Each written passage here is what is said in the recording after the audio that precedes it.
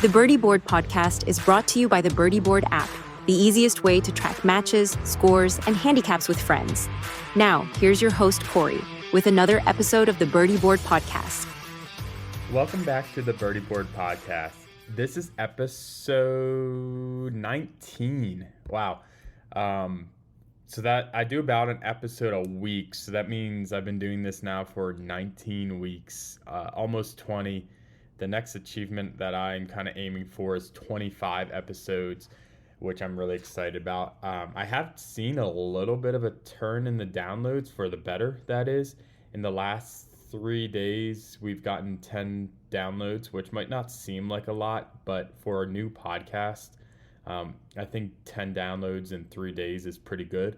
We're approaching 250 downloads overall across all the episodes, so just going to keep it up. And I think that speaks pretty well to the podcast just because it has mostly been during the winter, so probably not a ton of people are into just the golf podcast or just golf in general right now, especially with the football season. I know that in my mind, a lot of times the end of football season marks the start of my golf season.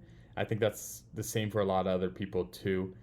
I don't do that as much anymore because I'm just honestly into golf year round now, but I know that throughout my life that has been, and I think it's really natural too with just the weather. It's been freezing in the Northeast, like below 15 degrees. So last week we have a foot of snow. I know most of the country has snow right now.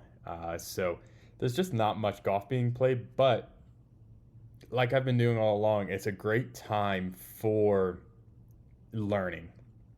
Definitely practicing if you have the ability to.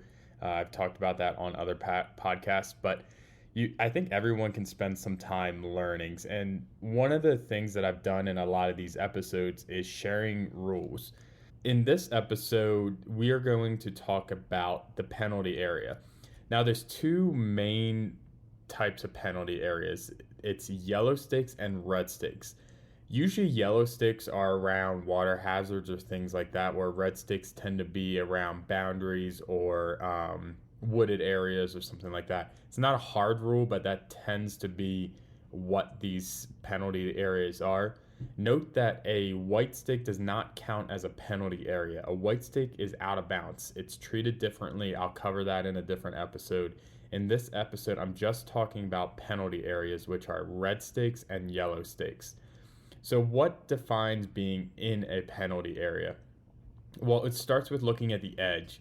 A ball is in a penalty area as soon as it touches its edge. So if you're playing at a really nice course, you might actually see like red or yellow spray paint around the penalty area on the ground. If your ball is touching any part of that spray paint, then it's pretty easy. I don't think many of us have had scenarios where our ball is like right on the line, or if we are right on the line, a lot of times it's just in grass and you end up playing it anyways. So it's something to be aware of, I guess, in those edge cases, that am I in the penalty area or not? And really what it does is it lets you decide whether or not you want to enforce any of the penalty rules, which I'll get into later in this episode. But it's important to realize what the edge is, because that's really what defines where a penalty area is. I play a lot of courses, though, that won't have that red or yellow spray paint on the ground, and I just have to look at two stakes that are nearby, two red stakes or two yellow stakes, and mentally draw a straight line between them and try to determine the penalty area from that. So if you've hit your ball towards a penalty area and you aren't exactly sure if it's actually in the penalty area or not. So here's an example of when that would happen. Imagine you're looking at a lake and there's a big bush on the side of the lake. Half of the bush is in the lake, half of it's not. And the penalty area for the yellow stakes goes through this bush. So your ball could be outside the bush or outside the penalty area in the bush, or inside the penalty area in a bush. And you hit it towards that bush and you honestly just have no idea whether it's in or out.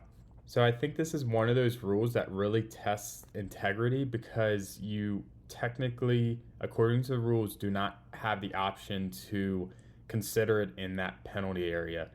Your only option in that case is to re-hit it from your current spot for a one-stroke penalty. Now, the reason I say it tests integrity because I think it could be very subjective and opinionated whether or not your ball, uh, the possibility of your ball is actually in a penalty area. Obviously, most times it's just clear cut, it is or it isn't. But if you hit it into a bush and you're just not sure, the correct way to approach that is not assume that it's in the penalty area and also not assume that it's out of the penalty area, but actually just drop another ball where you currently are and hit another shot with a one-stroke penalty. It's important to realize, too, you don't get a provisional ball option in this case. You actually don't get a provisional ball option in any penalty case that's used elsewhere.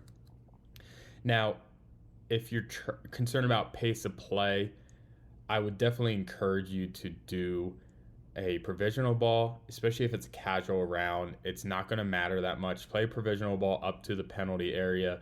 Look for your ball. If it's not there, then go ahead and you can play your provisional ball. So it's not a common thing that you should do, because I think in most cases you should be able to go up to the penalty area and try to find your ball, or if it's like a yellow stake, you saw it splash in the water, something like that. But we're all casual golfers here. If you don't know if you're going to be able to find your ball in a penalty area, just go ahead and play the provisional and try to get as close to the rules as possible just to keep that pace of play. So we're still reviewing just general penalty area facts and knowledge gaps here. The next thing is to understand what options you have if you are in a penalty area. And you basically have two options. It's really simple. So if you're in a yellow stake area or a red stake area, you have two options. One, you can play your ball without penalty.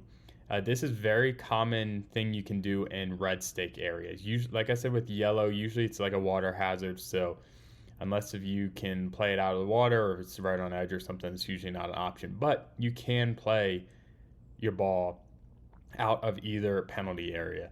I think that's something people don't always realize, especially with yellow, is that they can play out of a yellow penalty area.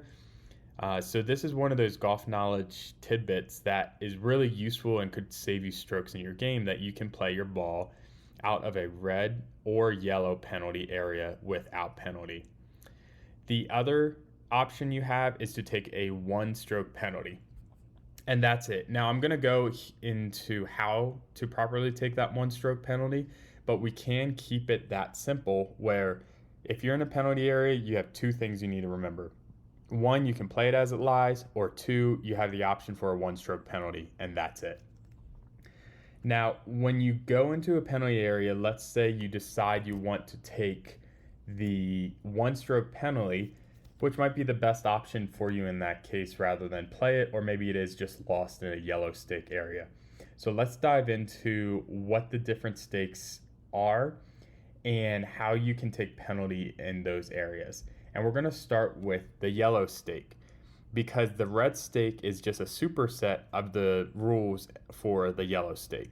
So the first thing you can do is go straight back on the extension line from the hole to the entry point where the ball went in the hazard.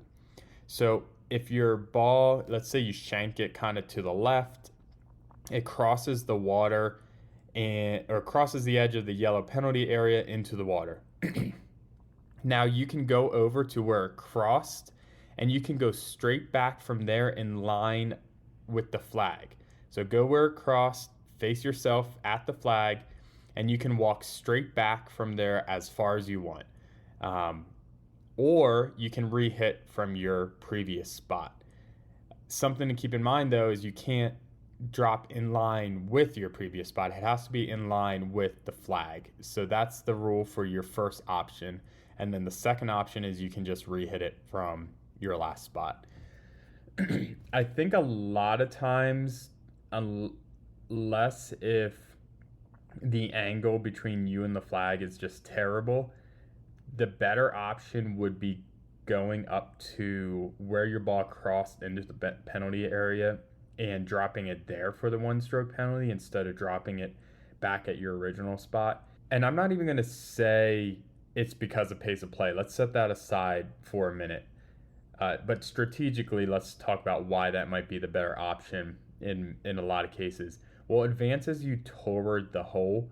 And with yellow sticks, a lot of times you still can drop your ball in line, with staying in line with the flag on fairway or giving yourself a good lie. Now, like I said, if you kind of have a bad angle and your straight back line is just all rough, or maybe it gets into other hazards or something like that, then you might have a better option to just drop at your old spot. But I think a lot of cases it would be the better option for you to just drop in line with the flag. So for yellow stakes, you have two options. One, you can go back on the extension line from the hole to the entry point of where your ball went into the yellow penalty area, or two, you can re-hit it from your previous spot. So that takes us to the red stakes now. And the key thing to remember is those two rules that I just talked about are the first two rules for red stake. So if you understand those, just take them and apply them to the red stake as well. So for a red stake, your first two options are to drop in the extension line between where your ball crossed in and the flag, or two, you can re-hit it. Now you get a third option with a red penalty area, which is to drop within 2 club lengths of where the ball went out. Note that, like, depending on the angle of where your ball is relative to the hole, this could be the same or could be different from the extension line. So again, to figure out the extension line, look at the hole, look at the flag, turn around 180 degrees and walk straight that way. That's the extension line. So that could be at a different angle than if you dropped 2 club lengths from where you crossed, which could be the opposite direction of the extension line, or more to the left or more to the right. So that's what that rule, it's almost more of an advantage to the golfer where they have this other option. It's still one stroke penalty, but something else to consider with this. Now, something to keep in mind is, like, there are sometimes local rules that grant like additional dropping options, like a drop zone or something like that. So keep your eye out for that on the holes you are on. There's also sometimes, like, especially for yellow stakes, it could be a protected area. And in those cases, you sometimes are not allowed to take the free drop, or maybe the course rule says you can move the ball without penalty. That's not super common, but those things are it's just good to be aware of. Like, sometimes your course will have some specific rules around these penalty areas that you want to be on the lookout for. So let's talk about a couple rules now when you're inside of a penalty area. So the first thing is similar to elsewhere on the course, is trying to identify a ball. Besides being like on the middle of fairway where it's a little more obvious, you might actually want to consider this rule when you're in a penalty area, because penalty areas aren't exactly manicured like the rest of the course. So the thing about identifying the ball, I guess one thing to add too is, like, if you're in a red stake area or something like that, you might see a lot of different golf balls for people who haven't played their ball out of that area. So identifying your ball is important, and there is, by the rules, a proper way to do it. And what you do is you put a marker down where your ball is, or where you think the ball is, pick it up, clean it just enough so you can identify it if you need to, see if it's yours, and then if not, put it back where the marker is and recreate the lie as accurately as possible. That's the actual mechanics of properly identifying your ball, really anywhere on the course. You can apply this anywhere, but it's really relevant when you're in a penalty area where there could be a lot of other ball options, or it could be muddy or something like that, where you do need to see if it actually is your ball. So if you do decide to play the ball as it lies, you don't get quite the liberties that you might elsewhere on the course. So you just have to accept the lie as it is. And what that means is you can't like break off anything growing. You can't move big grass out of the way. You can't do any of that to make your swing better. If you do any of that, it would be a 2-stroke penalty in normal tournament rules. Now, there are no grounding penalties, unlike bunkers. So you can like ground your club inside of a penalty area, or if you're on the edge of a water and it's sandy, technically it's not sand, it's a penalty area, usually yellow, but you are allowed to ground your club in those areas. So let's talk about kind of odd one, maybe most relevant for courses in Florida, but if there's a dangerous situation, I think most commonly this is like wildlife. If there's an alligator or a fox or something on a hole or near your ball, you are allowed to determine the nearest safe spot to drop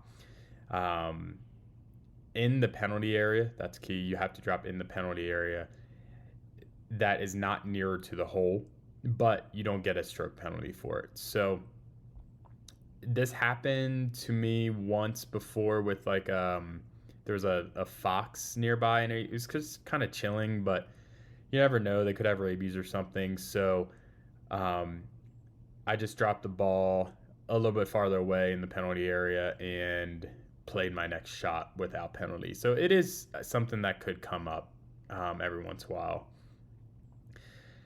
In a penalty area, if your ball is embedded, it just kind of is bad luck. That's just is what it is. You can't do anything about it.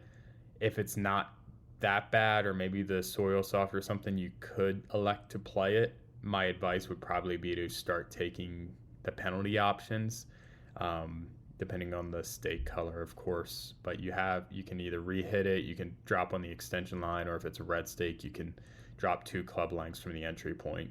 Probably better than trying to play an embedded ball out of a penalty area. Like elsewhere in the course, you are allowed to ask for advice about the line of your shot. You just still can't ask about what club to take or anything like that. You are allowed to move loose impediments, so like things around your ball like twigs, leaves, stone, other natural objects. If your ball does move as a result, though, it is a 1-stroke penalty, so you will want to be careful, but you are allowed to move some of that stuff out of the way. If I'm just playing a casual round and there's tons of rocks or branches or something like that, even under my ball or something along those lines, if I'm playing casually, I'll probably just move all that and then put my ball back exactly where it was without all that stuff there, just so I don't damage my clubs. I'm not a pro. I don't have the ability to buy new clubs every single week. So, but that's in casual play. I wouldn't do that if I was ever playing a real tournament. But it's something to keep in mind is like when I'm going through all these rules, try to play them as closely as possible. It's great for your score. It's great for just being able to confidently tell someone how you played at the end of a round. But take the liberties where you can. I would say some of the liberties I would definitely recommend is if you think your clubs are going to get damaged, make adjustments. If you think you could get hurt in any way, make adjustments, things like that. I think those are 2 very key areas in casual rounds you should always make adjustments for. And you can decide whether or not you want to just give yourself a 1-stroke penalty, or like I said, in my situation, I was able to just move the branches and rocks from underneath my ball so I could get a swing, but I was still in the penalty area, so I didn't assess myself a penalty in that case. Again, it's casual golf. Play really how you want to, but these rules are good to understand, especially if you play any actual competition. So you are allowed to move the stakes out of the way if they're impeding your shot. And if the stake or the moving of it accidentally moves your ball, maybe it's like leaning up against it or something like that, you can put your ball back without penalty. So something to know about there. And then I think the last rule I want to go over is if your ball is inside of a penalty area on a immovable object, so something like a bridge or a pipe or something like that, or puddles or animal holes, something just abnormal course conditions. The ball still has to be played as it lies, but you still have the option of whatever penalty area options it gives you. So again, red or yellow stakes. And I think the last rule, I have a little rule book I'd like to go through with you guys. Actually, I have a couple more here I want to go over. You can't declare a ball unplayable in a penalty area. You have to follow the rules that penalty area offers you. And then these are actually the last three rules I want to go over, because this has definitely happened to a lot of people. And what happens if you hit your shot? Let's say you decide to play it as it lies, and it doesn't end up well, and maybe it stays inside the penalty area, or you hit it out of bounds. So what do you do in those cases? Well, you have the same options available to you, but with a little twist in both of those cases, where you can go back to the last shot you had outside of the penalty area.